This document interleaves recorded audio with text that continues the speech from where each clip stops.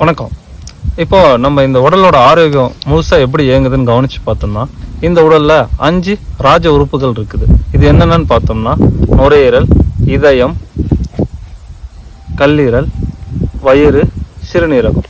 இந்த 5 ராஜ உறுப்புகளும் நல்லா இருந்தால் நம்ம ஆரோக்கியமாக இருப்போம். ஆனால் இது தினசரி நம்ம வாழ்க்கையில் இந்த 5 உணர்ச்சிகள், இந்த 5 உணர்ச்சிகளால் இது பாதிக்கப்பட்டுட்டே இருக்குது. இது என்னென்னு பார்த்தோம்னா, பயம். இந்த பயம் வந்தால் நம்ம சிறுநீரகம் பாதிக்கப்படும்.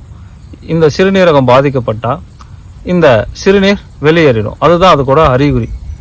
இப்போது கவனித்து பார்த்தோம்னா, இந்த 5 உறுப்புகளும் இந்த பஞ்சபூதங்களோட தொடர்புடையது. இந்த சிறுநீரகம் நீரோட தொடர்புடையது. அடுத்து நம்ம கல்லீரல் பார்த்தோம்னா கோபம். இந்த கோபம் வந்துச்சுன்னா கல்லீரல் பாதிக்கப்படும். இது ஆகாஷோட தொடர்புடையது. இப்போ இந்த கோபம் வரும்போது நம்ம நல்லா கவனிச்சோம்னா இந்த உடலுக்கும் உங்களுக்குமான இடைவெளி அதிகமாகிடும். அதனால தான் நீங்கள் சத்தமாக பேசுகிறீங்க. நீங்கள் தூரம் போயிட்டதுனால தான் சத்தமாக பேச முடியுது.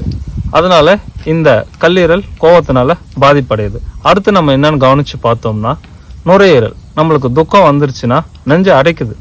இந்த நுரையீரல் காற்று சம்மந்தப்பட்டதுனால இது பாதிக்கப்படுது. அடுத்து நம்ம கவனித்து பார்த்தோம்னா இதயம். இது நெருப்பு சம்மந்தப்பட்டது. பொறாமை, இந்த மாதிரி தற்பெருமை, இதனால் இது பாதிக்கப்படுது. அடுத்து வயிறு. இது மண் சம்மந்தப்பட்டது. இது எப்படி பாதிக்கப்படுதுன்னு பார்த்தோம்னா, ஆழ்ந்த சிந்தனை, ரொம்ப சிந்திச்சுட்டே இருந்தோன்னா இந்த மண்ணீரல், வயிறு இதில் ஒரு விதமான அமிலம் சுரந்து இதுவும் பாதிக்கப்படுது. இந்த மாதிரி இந்த 5 உறுப்புகள் பாதிக்கப்பட்டுட்டே தினந்தோறும் இதில் ஏதோ ஒன்று உங்களுக்குள்ள நடந்துகிட்டே இருக்குது.